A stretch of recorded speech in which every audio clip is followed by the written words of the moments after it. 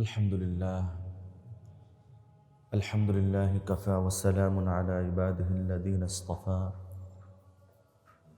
أما بعد فأعوذ بالله من الشيطان الرجيم بسم الله الرحمن الرحيم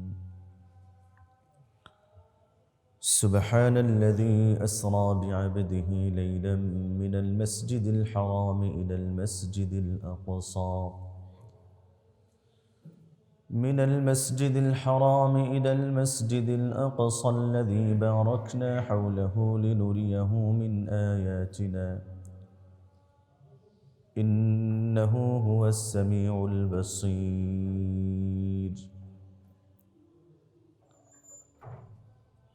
وعن أبي هريرة رضي الله عنه قال جبرائيل عليه السلام الحمد لله الذي هداك للفطرة أو كما جاء في الحديث اللهم صل على سيدنا محمد وعلى آل سيدنا محمد صلى الله تعالى عليه وعلى آله وأصحابه وبارك وسلم تسليما كثيرا كثيرا رب اشرح لي صدري ويسر لي أمري واحلل عقدة من لساني يفقه قولي وبك نستعين يا مستعان الحمد لله الحمد لله الحمد لله আল্লাহ রাব্বুল আলামিনের লাখ কোটি শুকর এবং কৃতজ্ঞতা জ্ঞাপন করছি যে মহান রব্বে করিম আমাদেরকে শেষ নবীর শ্রেষ্ঠ নবীর শ্রেষ্ঠ উম্মত হওয়ার তৌফিক দান করেছেন। আজকে পবিত্র জুমার নামাজ আদায় করার জন্য আল্লাহর ঘরে আসার সুযোগ ও তৌফিক দান করেছেন। দিল থেকে, মন থেকে, হৃদয়ের গভীর থেকে আল্লাহ রাব্বুল আলামিনের প্রতি সন্তুষ্টি জ্ঞাপনের লক্ষ্যে আল্লাহ তাআলার সন্তুষ্টি প্রাপ্তির আশায় মহাব্বতের সাথে দিল থেকে সকলেই কালিমাতে শুকর আদায় করে বলি আলহামদুলিল্লাহ।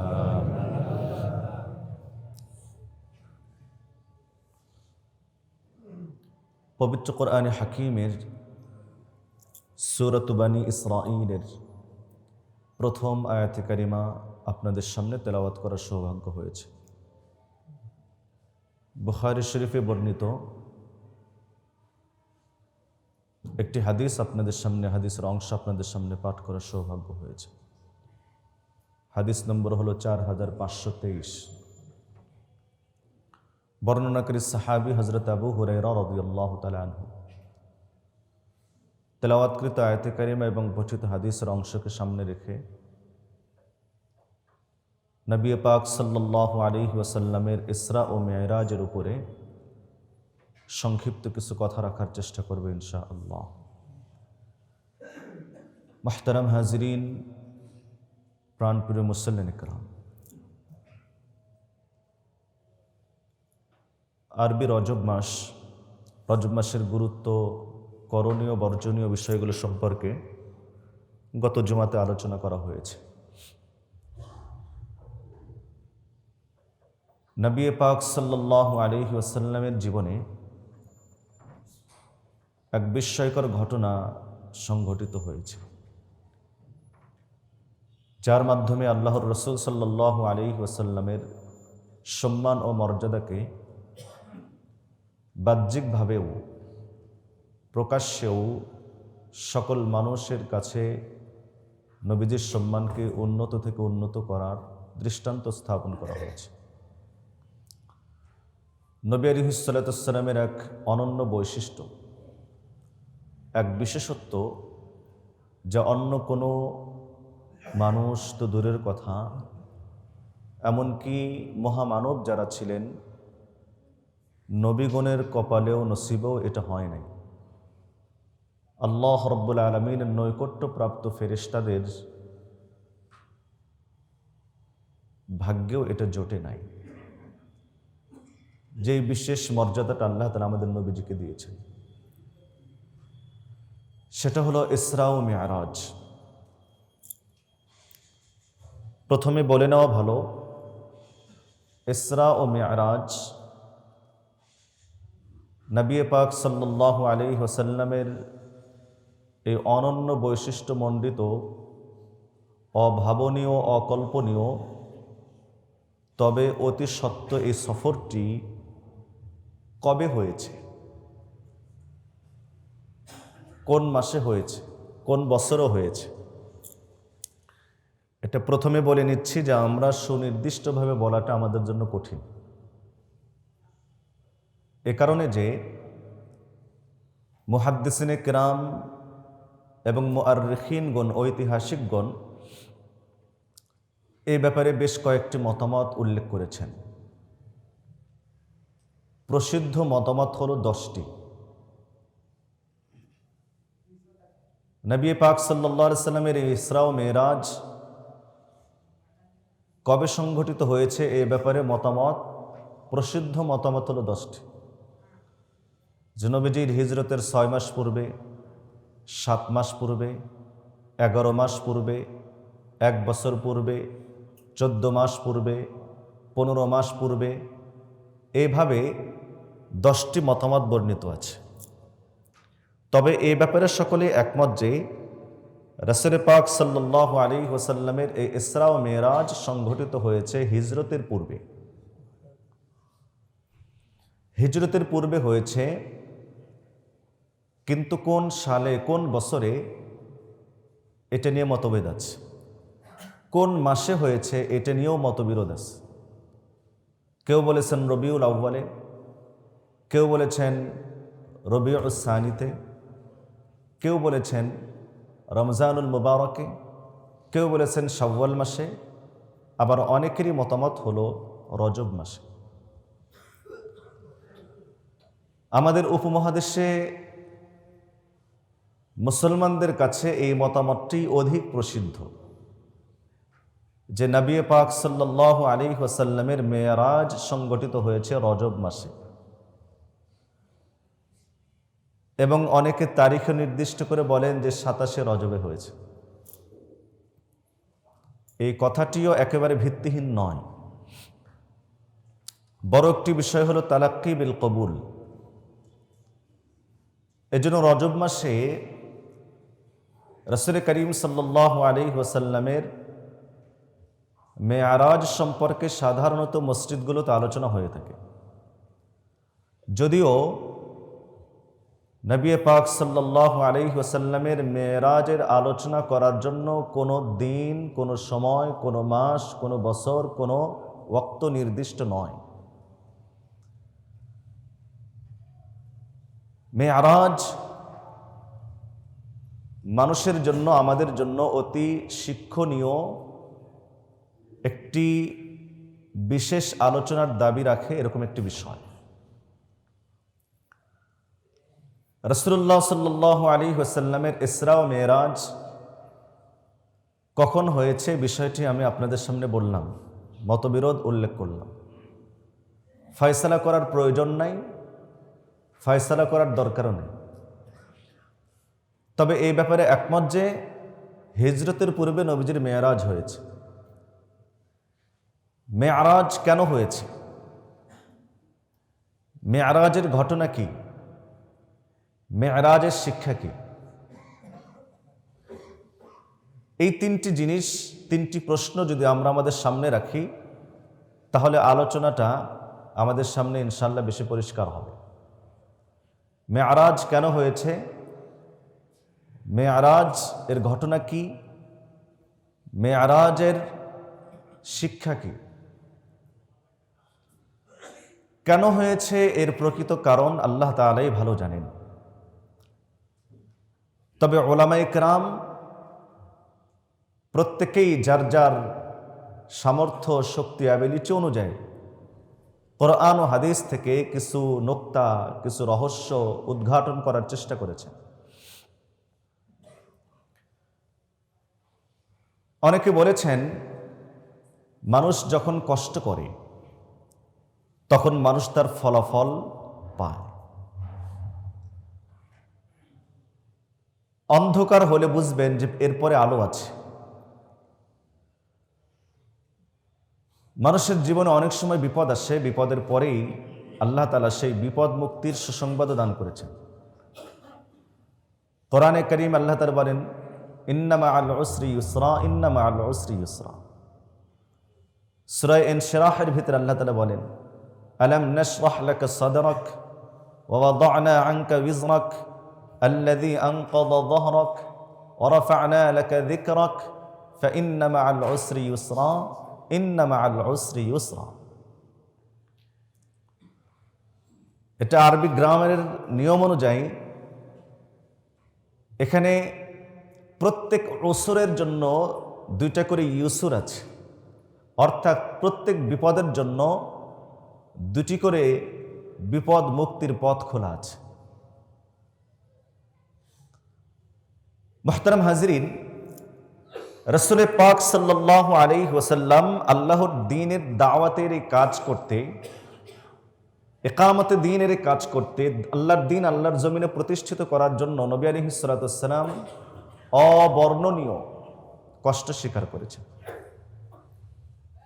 কাফেররা নবী আলাইহিস সালাতু ওয়াস সালামকে অনেক কষ্ট দিয়েছে, লাঞ্ছনার সম্মুখীন করেছে। পয়গম্বর সাল্লাল্লাহু আলাইহি ওয়াসাল্লামকে ভিতর এবং বাহির থেকে দুইজন ব্যক্তি সাপোর্ট করতেন। ভিতরে যিনি নবী আলাইহিস সালাতু ওয়াস সালামকে সাহস যোগাতেন তিনি হচ্ছেন খাদিজাতুল কুবরা রাদিয়াল্লাহু আনহা। বাহির থেকে নবী আলাইহিস সালাতু ওয়াস সালামকে যিনি আগলে রেখেছিলেন তিনি হচ্ছেন নবীজির আপন চাচা খাজা আবু তালেব।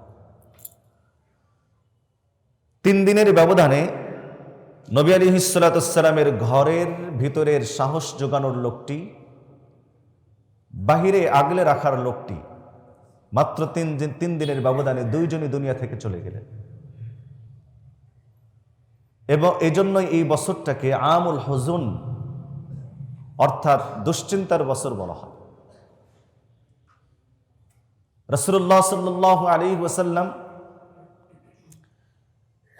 দাওয়াতি কাজ নিয়ে বিশেষ আশা নিয়ে তায়েফে গেলেন মানুষদেরকে দাওয়াত দেওয়ার জন্য। সেখানকার ইতিহাস আপনারা জানেন যে নবী আলাইহিস সালাতু ওয়াস সালামকে সেখান থেকে যে আশা নিয়ে গিয়েছিলেন, আশা ভঙ্গ হয়ে নবী আলাইহিস সালাতু ওয়াস সালামকে সেখান থেকে চলে আসতে হলো। সাথে কিছু গ্লানি, কিছু কষ্ট, রক্তাক্ত বদন, এগুলো নবী আলাইহিস সালাতু ওয়াস সালাম তায়েফ থেকে এই কষ্টগুলো সাথে করে নিয়ে মক্কা শরীফে ফিরে আসলেন। আল্লাহর রাসূল সাল্লাল্লাহু আলাইহি ওয়াসাল্লামের কষ্ট যখন সীমাহীন পর্যায়ে পৌঁছে গেছে, নবী আলাইহিস সালাতু ওয়াস সালামের প্রতি কাফেরদের জুলুম, অত্যাচার, নির্যাতন যখন মাত্রা অতিক্রম করেছে, লাঞ্ছনা অপদস্থের সীমানা যখন অতিক্রম করে যাচ্ছে, তো নিয়ম হলো যখন কেউ কোনো বড় মুসিবতের সম্মুখীন হয় তা আল্লাহ রাব্বুল আলামিন তাকে খুশি করার জন্য কোনো পথ খুলে দেন। আল্লাহর রাসূল সাল্লাল্লাহু আলাইহি ওয়াসাল্লাম যখন ইকামতে দ্বীনের জন্য, আল্লাহর জমিনে আল্লাহর দ্বীনকে প্রতিষ্ঠিত করার জন্য দাওয়াত তাবলীগের মেহনতে নবী আলাইহিস সালাতু ওয়াস সালাম যখন তার সর্বোচ্চটা দেওয়ার চেষ্টা করেছেন, কষ্ট করেছেন, তো মহান রব্বে কারীম এর বিনিময় দেওয়ার জন্য আল্লাহর রাসূল সাল্লাল্লাহু আলাইহি ওয়াসাল্লামকে মেহমান বানিয়ে সর্বোচ্চ সম্মান এবং মর্যাদার আসনে অধিষ্ঠিত করার লক্ষ্যে আল্লাহ তাআলা নবী আলাইহিস সালাতু ওয়াস সালামকে নিজের কাছে ডেকে নিলেন। এখান থেকে ছোট্ট একটা শিক্ষণীয় বিষয়, বাকি এটা খুব জরুরি, সেটা হলো দ্বীনি কাজ করতে গিয়ে, আল্লাহর দ্বীন আল্লাহর জমিনে প্রতিষ্ঠিত করার লক্ষ্যে কাজ করতে গিয়ে, তাবলীগের কাজ করতে গিয়ে, মানুষের কাছে দ্বীন পৌঁছানোর এই মহৎ কাজ করতে গিয়ে, হকের উপরে অবিচল থাকতে গিয়ে আপনার আমার সামনে বিপদ আসবে, হাজারো বিপদ আসবে। অমানিসা রাতের মতো বিপদ আপনাকে আমাকে ছেয়ে নেবে। কিন্তু এরপরও যদি কোনো ব্যক্তি সত্যের উপরে, দ্বীন কায়েমের মেহনতের উপরে নিজেকে অটুট, অবিচল এবং দৃঢ় পথ যদি রাখে, তাহলে মনে রাখবেন ইনশাআল্লাহ এ সমস্ত অবিচল ব্যক্তিদের জন্য আল্লাহর পক্ষ থেকে আসমানি এবং জান্নাতি সুসংবাদ তাদের জন্য অপেক্ষমান।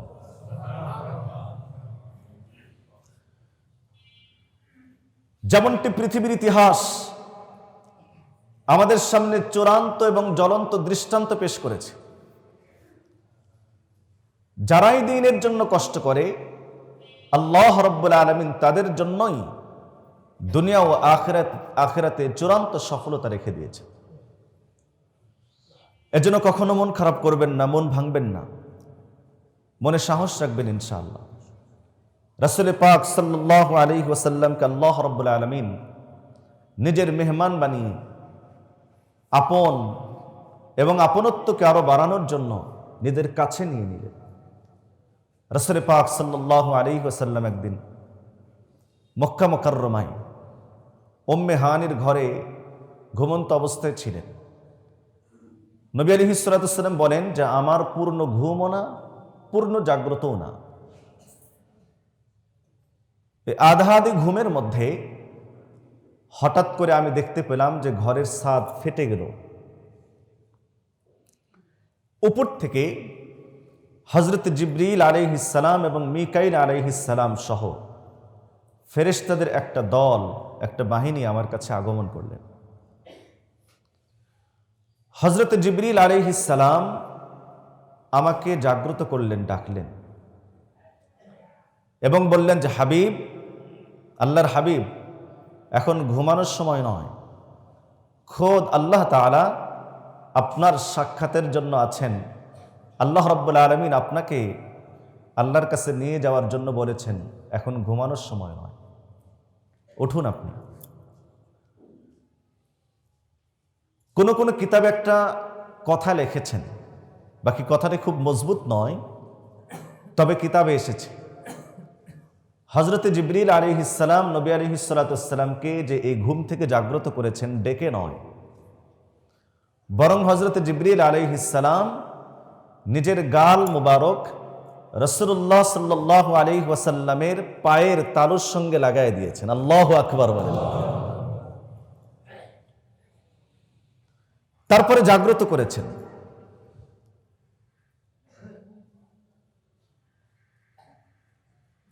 পবিত্র কাবা ঘরের কাছে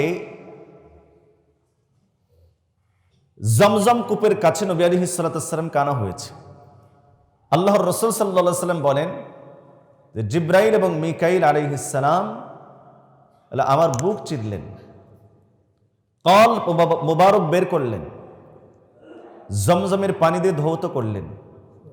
স্বর্ণের এক তস্তরির ভিতরে আলোকিত কি যেন, অর্থাৎ নূর এবং হিকমত এবং ঊর্ধ্ব জগতের ভ্রমণের যোগ্যতা আমার অন্তরের ভিতরে দিলেন। আবার সেটাকে যথাস্থানে রেখে আপনার এই ওপেন হার্ট সার্জারি, এই অপারেশনটা সম্পন্ন হয়ে গেল। হযরত জিবরিল আলাইহিস সালাম আমাকে বললেন যে আপনাকে ঊর্ধ্ব জগতে ভ্রমণ করতে হবে। বাহন কি, যান কি? জান্নাত থেকে একটা বাহন আনা হয়েছে, তার নাম হলো বুরাক। দেখতে কেমন? দেখতে কেমন এটা মুসলমানদেরকে জিজ্ঞাসা করলে অনেকে উত্তর দিয়ে দিবে, দেখতে এরকম এরকম। কারণ হচ্ছে যে অনেকেই এই বুরাকের ছবি নিজেদের ঘরে লটকায় রাখে, তাই না? দেখতে কিছুটা ঘোড়ার মতো, আবার পাখা আছে, এরকম একটা ছবি, বুরাকের ছবি ঘরে লটকায় রাখে। এটা ভিত্তিহীন, এটা কাল্পনিক। মুসলমানদের ধর্মের প্রতি দুর্বলতাকে কাজে লাগিয়ে মুসলমানদের ঘরে ছবি ঢুকানোর জন্য এটা একটা অপচেষ্টা। সম্পূর্ণ কাল্পনিক এবং ভিত্তিহীন। হাদিস শরীফের ভিতরে বুরাকের বর্ণনা এসেছে, ফাওকাল হিমার দুনাল বাগাল। দেখতে কেমন? বলে গাধা থেকে একটু বড়, খচ্চর থেকে একটু ছোট। গতি কেমন? বলে মুনতাহা বাসারিহি, যার এক কদম থেকে আর এক কদমের দূরত্ব হলো চোখের দৃষ্টিসীমা পর্যন্ত। বুরাক বারকুন থেকে, বারকুন মানে বিদ্যুৎ, এই বাহনের গতি ছিল বিদ্যুৎ গতি। নবী আলাইহিস সালাতু ওয়াস সালাম এই বাহনের গতির বিষয়ে বলেন যে যেখানে গিয়ে দৃষ্টি শেষ হয় এই বুরাকের এক কদম থেকে দ্বিতীয় কদম আরেক কদম ওখানে গিয়ে শেষ হয়। হযরত জিবরিল আলাইহিস সালাম বুরাক নিয়ে আসলেন, হাতে লাগাম। বুরাকের লাগাম ধরে নবী আলাইহিস সালাতু ওয়াস সালামকে বলছেন, ইয়া রাসূলুল্লাহ, এই বাহন আল্লাহ রাব্বুল আলামিন আপনার জন্য এই জান্নাতি বাহনটি পাঠিয়েছেন, আপনি এর উপর উঠুন। রাসূলুল্লাহ সাল্লাল্লাহু আলাইহি ওয়াসাল্লাম বাহনের উপর ওঠার পূর্বে কেমন যেন একটু আবেগে নবীজি মশগুল হয়ে গেলেন। কিছুক্ষণ কেন যেন নিজেকে হারিয়ে ফেললেন। জিবরিল আলাইহিস সালাম বলছেন, ইয়া রাসূলুল্লাহ,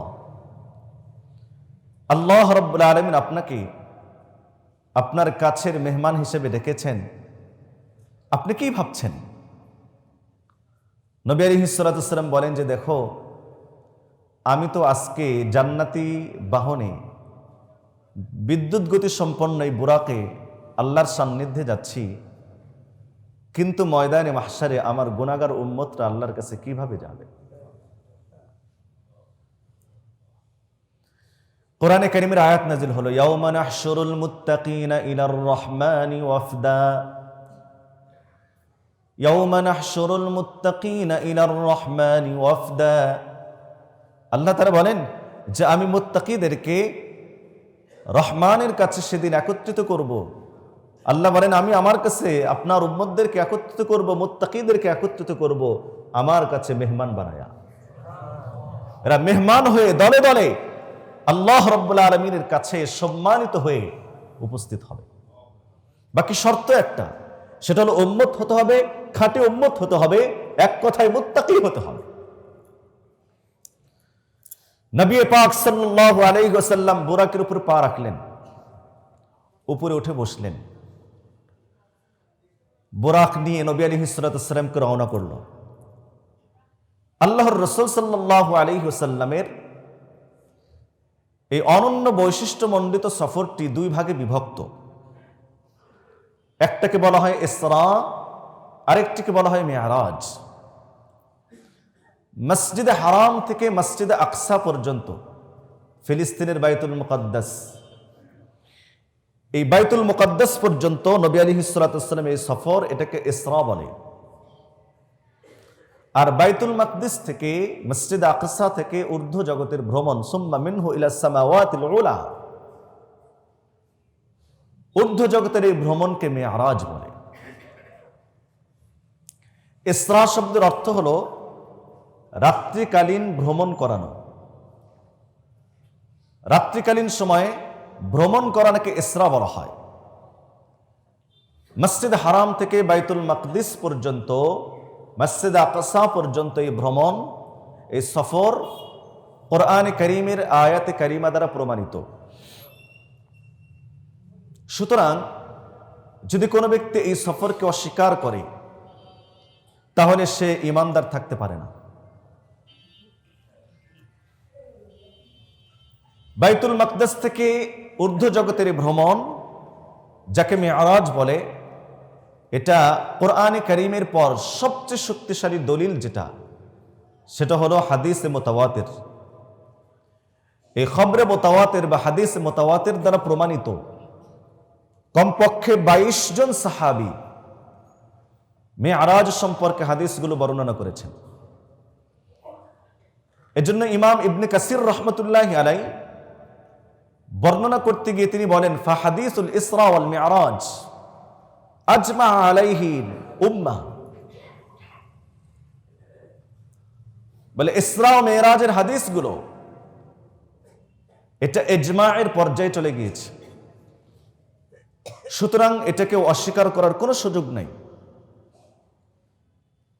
ওয়া আনকারাতহুল আয-জানাদিকাতু ওয়াল মুলহিদুন, আর ইসরা ও মিরাজকে কেবলমাত্র জিন্দিক যারা, ধর্মদ্রোহী যারা, কেবলমাত্র তারাই ইসরা এবং মিরাজকে অস্বীকার করেছে। মুহতারাম হাজরিন, রাসূলুল্লাহ সাল্লাল্লাহু আলাইহি ওয়াসাল্লামের মসজিদ হারাম থেকে মসজিদ আকসা পর্যন্ত এই ভ্রমণ কোরআনে কারীমের সূরাতুল বনী ইসরাঈলের প্রথম আয়াতে কারীমে আল্লাহ তাআলা বর্ণনা করেন। আল্লাহ তাআলা ইরশাদ করছেন, সুবহানাল্লাযী আসরা বিআবদিহি লাইলাম মিনাল মাসজিদিল হারাম ইলাল মাসজিদিল আকসা من المسجد الحرام إلى المسجد الأقصى الذي باركنا حوله لنريه من آياتنا إنه هو السميع البصير। সুবহানা, পবিত্র ওই মহান সত্তা, আল্লাযী যিনি আসরা ভ্রমণ করিয়েছেন, বিআবদিহি স্বীয় বান্দাকে, লাইলান রাতের একটি অংশে, পূর্ণ রাত লাগে নাই, রাতের কিয়াদাংশে তিনি তার বান্দাকে ভ্রমণ করিয়েছেন। কোথায় থেকে? মিনাল মসজিদুল হারাম, মসজিদ হারাম থেকে। মসজিদ হারাম কোথায়? মক্কা মুকাররমায়, কাবা ঘর তার আশপাশের যে মসজিদ, এটা হলো মসজিদ হারাম। কোন পর্যন্ত? ইলাল মসজিদুল আকসা, মসজিদ আকসা পর্যন্ত। মসজিদ আকসা কোথায়? ফিলিস্তিনে, আমাদের প্রথম কিবলা, ঠিক না? এখন কি আমাদের দখলে আছে? আচ্ছা, একবার চিন্তা করুন, আল্লাহ তাআলা যেখানে মসজিদ হারামের কথা বলেছেন সেখানে মসজিদ আকসার কথাও বলেছেন। মসজিদ হারাম, পবিত্র কাবা ঘর, যদি কোনো কাফের, কোনো অমুসলিম, ইহুদি বা খ্রিস্টান যদি পবিত্র কাবা ঘরের উপরে হস্তক্ষেপ করতে চায়, দখল নিতে চায়, মানবেন? মানবেন? কি করবেন? কি করবেন? জিহাদ করবেন। কবল বলেন না, কি করবেন? যদি মসজিদ হারামের উপরে, কাবা ঘরের উপরে কোন শত্রু যদি বাঁকা চোখে যদি তাকায়, ওই চোখ আমরা উপড়ে ফেলবো। মসজিদ হারামের উপরে যদি কেউ দখলদারিত্ব করতে চায়, নিজের জীবন বাজি রেখে হলেও জিহাদের রণাঙ্গনে অবতীর্ণ হয়ে তাদেরকে দাঁত ভাঙা জবাব দেওয়ার জন্য আমরা প্রস্তুত থাকবো ইনশাআল্লাহ। এটা যদি হয় আমার ঈমান, এটা যদি হয় আমার চাওয়া, এটা যদি হয় আমার স্বপ্ন, তবে মসজিদ আকসার ব্যাপারে কেন আমরা স্তব্ধ? মসজিদ আকসার ব্যাপারে কেন আমরা নিশ্চুপ? মসজিদ আকসা আমাদের কিবলা। মসজিদ আকসা যেখানে নবী আলাইহিস সালাতু ওয়াস সালাম ইমামতি করে সমস্ত আম্বিয়া কিরাম এবং ফেরেশতাদের ইমাম হয়ে ইমামুল আম্বিয়ার খেতাব প্রাপ্ত হয়েছেন, মসজিদ আকসা আমাদের, মসজিদ আকসা আমাদের প্রথম কিবলা। অতএব মসজিদ হারাম এবং বাইতুল্লাহ শরীফের উপরে যদি কেউ দখলদারিত্ব করতে চায়, তাদের বিরুদ্ধে জিহাদ করা যেমন ফরজ, ঠিক এমনি ভাবে আজ প্রত্যেকটি মুসলমানের উপরে অপরিহার্য ফরজ কর্তব্যের দায়িত্ব হলো মসজিদ আকসাকে আবার পুনরুদ্ধার করার জন্য জিহাদের ময়দানে ঝাঁপিয়ে পড়ে নিজের জীবন বাজি রেখে রক্ত দিয়ে শাহাদাতের তামান্না নিয়ে আল্লাহর ময়দানে, জিহাদের ময়দানে প্রস্তুত আছি কারা কারা হাত উঠায় দেখায়। আল্লাহ তাআলা আমাদের সকলকে কবুল করেন। অন্তরের ভিতরে, দিল থেকে, মন থেকে আন্তরিকতার সঙ্গে মনের ভিতরে বাসনা রাখুন যে ইনশাআল্লাহ আমিও মসজিদ আকসাকে উদ্ধার করার সৈনিকদের একজন ইনশাআল্লাহ। প্রয়োজন যা, সমস্ত প্রয়োজন এবং প্রস্তুতি সেরে ফেলুন ইনশাআল্লাহ। যুদ্ধের দামামা বাজতে শুরু করেছে, আপনাকে আমাকে প্রস্তুত থাকতে হবে আমার প্রথম কিবলাকে উদ্ধার করার জন্য, মসজিদ আকসাকে আবার আমার দখলে আনার জন্য চেষ্টা করতে হবে ইনশাআল্লাহ। সফর শুরু হয়েছে কোথায় থেকে? মিনাল মসজিদিল হারাম। কোন পর্যন্ত? ইলাল মসজিদিল আকসা, মসজিদ আকসা পর্যন্ত। মসজিদ আকসা কি? আল্লাহ তাআলা বলেন, আল্লাযী বারাকনা হাওলাহু, যার চারপাশকে আমি বরকতময় করেছি। কেন এই ভ্রমণ করিয়েছি? লিনুরিয়াহু মিন আয়াতিনা, আমি আমার বান্দাকে আমার নিদর্শনাবলী দেখাতে চাই। কি নিদর্শন নবীজি দেখেছেন? এগুলো বিভিন্ন হাদিসের কিতাবে, ইতিহাসের কিতাবে এসেছে। আল্লাহর রাসূল সাল্লাল্লাহু আলাইহি ওয়াসাল্লাম যখন রওনা করলেন মসজিদে হারাম থেকে মসজিদ আকসার দিকে। কিছুদূর যাওয়ার পর হযরত জিবরিল আলাইহিস সালাম ও নবীজির সঙ্গী, এক বর্ণনায় আসছে বুরাকের সামনের অংশে নবী আলাইহিস সালাম আর পিছনে বসেছেন হযরত জিবরিল আলাইহিস সালাম। মুহতারাম হাজিরিন মাজলিস, কিছুদূর যাওয়ার পর নবী আলাইহিস সালাম দেখলেন যে একজন বৃদ্ধ মানুষ নবীজিকে নিজের দিকে আকৃষ্ট করতে চাচ্ছে। জিবরিল আলাইহিস সালাম বললেন যে আপনি সামনে চলুন। আরেকটু অগ্রসর হওয়ার পর দেখেন যে একজন অতি বৃদ্ধা মহিলা নবী আলাইহিস সালামকে নিজের দিকে ডাকছেন। জিবরিল আলাইহিস সালাম বললেন, নবীজি আপনি সামনে চলুন। একটু সামনে অগ্রসর হওয়ার পর দেখলেন নূরানি কিছু মানুষ একত্রিত হয়ে নবী আলাইহিস সালামকে সম্বোধন করে বলছে, আসসালামু আলাইকা ইয়া আউয়াল, আসসালামু আলাইকা ইয়া আখির, আসসালামু আলাইকা ইয়া হাশির।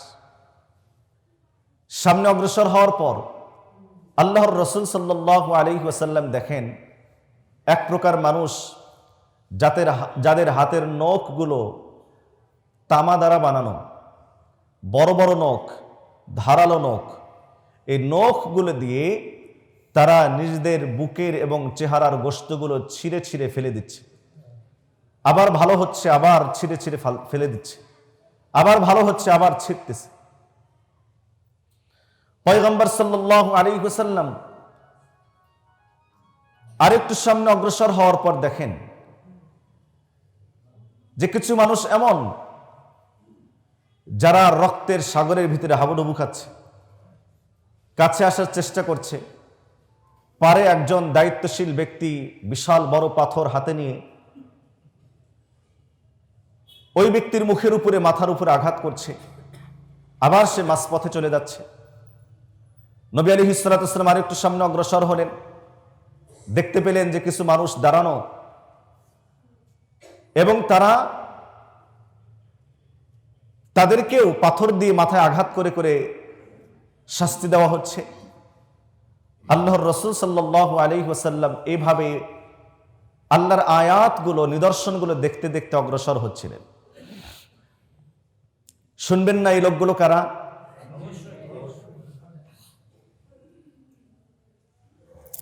হযরত জিবরিল আলাইহিস সালাম নবী আলাইহিস সালামকে বললেন, ইয়া রাসূলুল্লাহ, প্রথম যে বৃদ্ধ লোকটা আপনাকে নিজের দিকে আকৃষ্ট করতে চেয়েছিল সে হলো শয়তান। আপনি যদি তার দিকে ভ্রুক্ষেপ করতেন আপনার উম্মত পথভ্রষ্ট হয়ে যেত।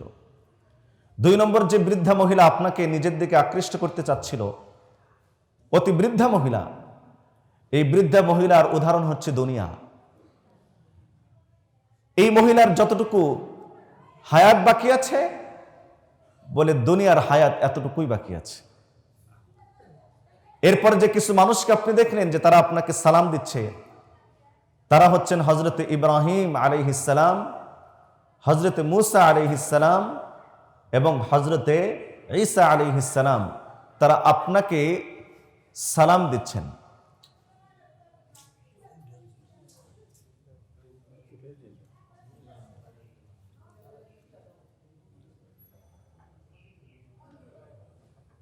এই এরিয়া থেকে সরাই দেন ওনাদেরকে।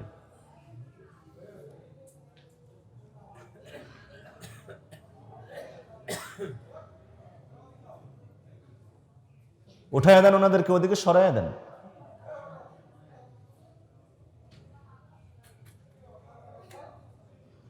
আপনারা আমার দিকে খেয়াল করেন, এটা হলো দুনিয়া। কোনটা? দুনিয়া মানুষকে আকৃষ্ট করে। আমি প্রায় সময় বলি, ধনী মানুষ ধনাঢ্যতা অর্জন করা এটা দুনিয়া না। যেই জিনিস মানুষকে আল্লাহর ইবাদত থেকে গাফেল করে দেয় সেটা হলো দুনিয়া, ঠিক না? টাকা পয়সা, অর্থ সম্পদ তো সাহাবায়ে কেরামের মধ্যে অনেকেরই ছিল, কিন্তু তারা দুনিয়াদার ছিলেন না। সম্পদ দিয়ে আখিরাত কামাই করেছেন। দুনিয়া কোনটা? যেটা মানুষকে আল্লাহর পথ থেকে, দিন থেকে, নামাজ থেকে গাফেল রাখে। এটা কোনো গরিব মানুষও হতে পারে, কোনো ফকিরও হতে পারে। দৃষ্টান্ত, প্রত্যেকটা মসজিদের সামনে সামনে দাঁড়ানো লোকগুলো যারা মসজিদে এসেছে অন্য মানুষ যারা আল্লাহর ইবাদতের জন্য আসছে, আল্লাহর কাছে চাওয়ার জন্য, ওনারা মসজিদে আসতে পারেন না, বাহিরে দাঁড়ায় মানুষের কাছে চায়। এটা দুনিয়া। যদি দোকানদার তার দোকান বন্ধ করে মসজিদে আসতে পারে, এটা দিন। আর যদি কোনো গরিব হতদরিদ্র মানুষও মসজিদে আসতে পারে না, বুঝবেন এটা দুনিয়া। দুনিয়া মানুষকে এভাবে আকৃষ্ট করে। রাসূলুল্লাহ সাল্লাল্লাহু আলাইহি ওয়াসাল্লামকে জিবরিল আলাইহিস সালাম বললেন, যারা আপনাকে সালাম দিলেন, ইব্রাহিম আলাইহিস সালাম, ঈসা এবং মুসা আলাইহিস সালাম নবীজিকে সালাম দিয়েছেন, আসসালামু আলাইকা ইয়া আউয়াল। তার মানে আউয়াল মানে প্রথম, পৃথিবীর সর্বপ্রথম সৃষ্টিকে নবী আলাইহিস সালাতু ওয়াস সালাম। আসসালামু আলাইকা ইয়া আখির, আখির মানে শেষ। তার মানে পৃথিবীতে সৃষ্টির দিক থেকে যদিও নবী আলাইহিস সালাতু ওয়াস সালাম সবার আগে, কিন্তু নবীদের মধ্যে এসেছেন সবার পরে, শেষে। আসসালামু আলাইকা ইয়া হাশির, হাশির নবী আলাইহিস সালাতু ওয়াস সালামের নাম। হাদিস শরীফের ভিতরে আসছে, নবী আলাইহিস সালাতু ওয়াস সালাম বলেন যে আমার অনেকগুলো নাম আছে, বলে আনা আহমদ, আনা মুহাম্মদ, আনাল হাশির। নবীজি নিজেকে বলেছেন আনাল হাশির, কারণ মানুষদেরকে আমার কদমে ময়দানে মাহশারে একত্রিত করা হবে, এজন্য আমার নাম হলো আনাল হাশির। আল্লাহর রাসূল সাল্লাল্লাহু আলাইহি ওয়াসাল্লাম যখন আরেকটু সামনে অগ্রসর হলেন, দেখতে পেলেন যে তাদের নখগুলো তামা দ্বারা বানানো, নিজের চেহারার গোশতগুলো ছিঁড়তেছে, বুকের গোশতগুলো ছিঁড়তেছে। জিবরিল আলাইহিস সালামকে জিজ্ঞাসা করলেন, ভাই জিবরিল, এরা কারা? এরা কারা? এই পরিচয়টা আমরা একটু আমাদের সঙ্গে মিলানোর চেষ্টা করব যে এরা কারা, তাদের মধ্যে আমরা আছি কিনা। পয়গম্বর সাল্লাল্লাহু আলাইহি ওয়াসাল্লামকে জিবরিল আলাইহিস সালাম বললেন, এরা আপনার উম্মতের মধ্যে ওই সমস্ত মানুষ যারা নিজেদের ভাইদের গোশত ভক্ষণ করত দুনিয়াতে, যারা দুনিয়াতে নিজের ভাইদের কি খাইতো? গোশত খাইতো। এমন কেউ আছেননি যে প্রত্যেকে, এমন কেউ কি আছে যে নিজের ভাইকে জব করে তার গোশত খায়? তাহলে এর কি অর্থ? আপনারা অনেকেই বুঝতে পেরেছেন, উত্তর দিচ্ছেন না যদিও, কিন্তু আপনারা জানেন যে গীবত করার অর্থ হলো আপন মৃত ভাইয়ের গোশত খাওয়া, ঠিক না? তো পয়গম্বর সাল্লাল্লাহু আলাইহি ওয়াসাল্লাম বলেন, জিবরিল আলাইহিস সালাম নবীজিকে বলেন, আপনার উম্মতের মধ্যে এরা ওই সমস্ত ব্যক্তি যারা দুনিয়াতে গীবত করত। গীবতকারী আছে? আছি, আমরা আছি। আমিও করি, আপনিও করেন, হুজুরও করে, মুসল্লিরাও করে। সবাই এই অপরাধে কবিরা গুনাহে লিপ্ত। কিন্তু দেখা যায় কিছু মানুষের ভিতরে এই বদভ্যাসটা অতি প্রবল। নিজের হাজারো দোষ একবারও চোখে পড়ে না, অন্যের সামান্য দোষ কখনো চোখ থেকে ফাঁকি যায় না। নিজের হাজারো দোষ কখনো চোখে পড়ে না, অন্যের সামান্য দোষ নিয়ে এই পরিমাণ আলোচনা, পর্যালোচনা, সমালোচনা, যে চা স্টলগুলো গরম করে ফেলে, এমনি গরম, তারপরে আবার গরম করে ফেলে। এক তো চায়ের গরম, তারপরে চুলার গরম, এরপর আবার গীবতের গরম। কথা বলেন ঠিক না? এমন কোন মজমা নাই যেই মজমায় গীবত করা হয় না। আফসোস আমার কেন্দ্রীয় জামি মসজিদের মুসল্লিদের জন্য, ধিক আপনাদের জন্য, আফসোস আর পরিতাপ ওই সব ব্যক্তিদের জন্য যারা টুপি পাঞ্জাবি পরে মসজিদে ইবাদতের জায়গাতে এসেও অন্যের গীবত করে। তাদের জন্য ধিক, হাজারো বার ধিক। তাদের জন্য আফসোস, হাজারো বার আফসোস। তাদের জন্য ধিক্কার, হাজারো বার ধিক্কার। কথা বলেন ঠিক কিনা? মসজিদ যেটা ইবাদতের জায়গা, নামাজের জায়গা, তেলাওয়াতের জায়গা, জিকিরের জায়গা, আল্লাহর সাথে ভাব জমানোর জায়গা, সেখানে এসেও মসজিদের পিছনে বসে গীবত করে, ওখানে বসে গীবত করে, এখানে বসে গীবত করে, ওখানে বসে গীবত করে। ধিক, হাজারো বার ধিক। আফসোস আর পরিতাপ আপনার জন্য। লজ্জা হওয়া উচিত এবং নিজেকে সংশোধন করা উচিত। কিন্তু এটা আফসোসের বিষয় যে যারা এই কাজগুলো করে যাদের বিপক্ষে কথাগুলো এখন গেল, দেখবেন নামাজ শেষ হতে দেরি হবে না, বাহিরে গিয়ে বদনাম করবে, হুজুর এত কড়া করে কইল, কথা বলে না, হুজুর এত শক্ত করে কইল, ইসলামকে এত শক্ত, ইসলামকে এত কঠোর। মানে ইসলাম ওনাদের থেকে আমাদের শিখতে হয় আর কি। নিজেকে পরিবর্তন করার চেষ্টা করুন। আমি আমাকে পরিবর্তন করার চেষ্টা করব। আপনারাও করবেন তো ইনশাআল্লাহ। জীবনের একটা দৃঢ় প্রতিজ্ঞা করে নেন, আমি নিজেকে ফাঁসির আসামি মনে করব, অন্যের দোষ থাকলেও তাকে 10 টাকার মামলার আসামি মনে করব। ফাঁসির কাস্টে ঝুলবে এমনটা নিশ্চিত জানার পরেও অন্য আসামিদের নিয়ে তার কোনো টেনশন থাকার কথা না। তাদের বদনাম করার সুযোগ তার হাতে নেই, কারণ তার সময় আছে তার হাতে মাত্র একদিন। সে নিজেকে আখিরাতের জন্য প্রস্তুত করবে। মুহতারাম হাজিরিন, আমি যদি আমাকে ফাঁসির আসামি মনে করি, তাহলে অন্যের দোষ আমার চোখে পড়বে না। আরো আফসোস হলো, গীবত করার তো একটা লিমিটেড থাকা দরকার, একটা লিমিটেশন থাকা দরকার। নিজে ইসলাম সম্পর্কে জানে না তো কিছুই জানে না, ইসলামী স্কলারদের বিরুদ্ধে, আলেমদের বিরুদ্ধে কথা বলতে অনেককে শোনা যায়। মুহতারাম হাজিরিন, সরকারে দো আলম সাল্লাল্লাহু আলাইহি ওয়াসাল্লাম দেখেন, তামার নখ নিজের চেহারার গোশতগুলো ছিঁড়ে ছিঁড়ে ফেলে দিচ্ছে, বুকের গোশতগুলো ছিঁড়তেছে। জিবরিল আলাইহিস সালাম বললেন, এরা আপনার উম্মতের ওই সমস্ত ব্যক্তি যারা দুনিয়াতে অন্য মানুষের গীবত করত।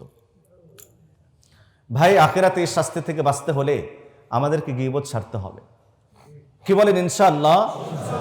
গীবত করার অর্থ হলো সারাদিন পরিশ্রম করে কষ্ট করে যা কিছু ইনকাম করলাম তা আরেকজনকে দিয়ে দেওয়া।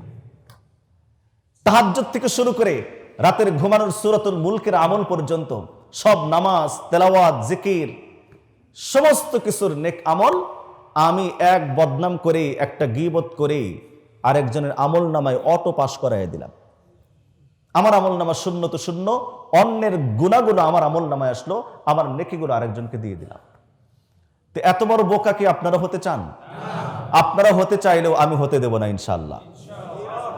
আপনারা হতে চাইলেও আমি হতে দেব না, এটা আমার দায়িত্ব। আপনাদেরকে এত বড় বোকা হতে দেব না। যা নেকি অর্জন করব তা সংরক্ষণ করার চেষ্টা করবে ইনশাআল্লাহ। সরকারে দো আলম সাল্লাল্লাহু আলাইহি ওয়াসাল্লামকে আল্লাহ তাআলা ভ্রমণ করিয়েছেন লিনুরিয়াহু মিন আয়াতিনা, আমার আয়াতকে, নিদর্শনকে দেখানোর জন্য। কি কি নিদর্শন নবীজি দেখলেন? এভাবে বর্ণনা দিতে থাকলে লম্বা সময় বর্ণনা দেওয়া যাবে। আপনারা ভাবতেও পারেননি যে আমার বয়ানের টাইম শেষ হয়ে গেছে। মুহতারাম হাজরিনে মাজলিস, ইনশাআল্লাহ বাকি কথাগুলো আগামী সপ্তাহে বলার জন্য চেষ্টা করব। আজকের সবচেয়ে গুরুত্বপূর্ণ শিক্ষা হলো এই, দ্বীনের জন্য কষ্ট করলে আল্লাহ তাআলা বিনিময় দান করেন, 1 নম্বর কথা। 2 নম্বর হলো আমরা অবশ্যই গীবত থেকে বেঁচে থাকার চেষ্টা করব। নাম্বার 3, দুনিয়ার প্রতি মোহ এবং আকর্ষণ রাখবো না, আখিরাতমুখী জীবনযাপন করার চেষ্টা করব। আল্লাহ রাব্বুল আলামিন আমাদের সকলকে কথাগুলো বোঝার, আমল করার তৌফিক নসিব করেন। যারা সুন্নত পড়ে নাই শুধু 4 রাকাত সুন্নত আদায় করেন।